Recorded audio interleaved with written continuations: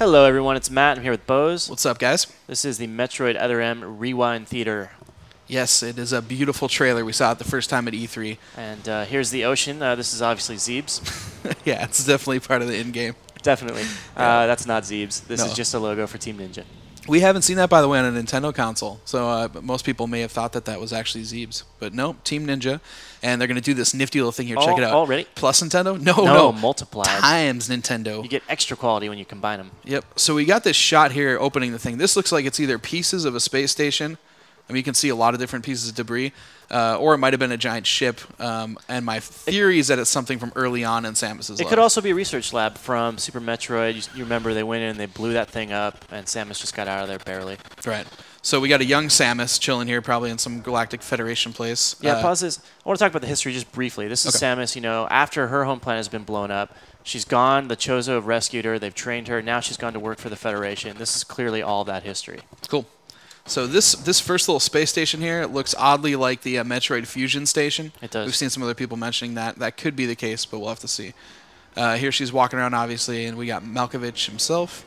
Yeah, so Malkovich, this is Adam Malkovich. He's mentioned in Fusion. He was her commanding officer and a mentor, and she really loved him, and he ends up dying, and that becomes a motivation for the Samus character throughout the series. Right.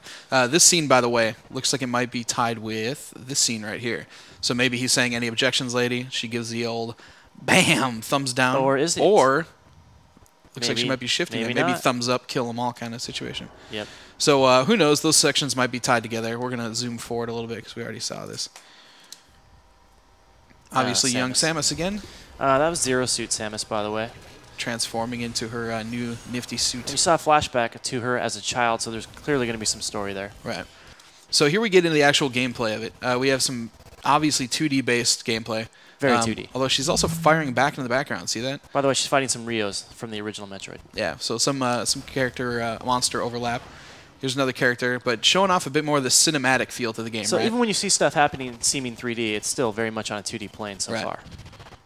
We get into a first boss fight, which you can actually see those little, they look like little Marines in the background there. So she climbs up on this guy. Bam! A lot of very cinematic interactions with the bosses, especially. Now this looks like that was a little intro cinema going into that battle. Maybe she kind of comes in, she scans the guys, realizes they're friendlies, and then goes into the actual fight itself. Right. Also makes for a nice transition here, though. And then you've got, obviously, the Ice Beam on display here, and also on top of that, missiles. Bam! Blowing it up. So another cinematic takedown. Of course, this looks like it's going to be a huge part of the game. Lots of melee, yeah? It Right. seems to be a lot of up-close battle. And here, hucking them into what looks like maybe another hallway. So maybe you actually do a camera shift here. Goes into Yep. a new 2D. It seems to be that's going to be the case. You're going to be playing a lot of 2D plane, and then it's going to shift perspectives. You're going to go into the 3D. Right. Just for a minute. So we have Ridley here with a pretty nice little boss battle. Obviously, the speed boots. Remember me? Maybe, if you're Nah, talking about that sort of. battle with the purple guy. By the way, as far as we can tell, Mr. Sakamoto did say of that character that he's just a soldier working for Malkovich. Right. So it could be just that's from that scene where they were fighting the big purple monster. This obviously I do remember Super Metroid, this, of course. though. Yeah. So revs up, blam, shoop to whoop. Mother Brain. You Hits guys the will- Mother Brain swooping in there and stopping. This is obviously the ending of Super Metroid, right? The Metroid swoops down, saves Samus. And we get probably the best fan service in this entire trailer right here. serious wallpaper action. I want just about every bit of this for my desktop. This is why it's good to have Team Ninja. So we'll see how the gameplay is.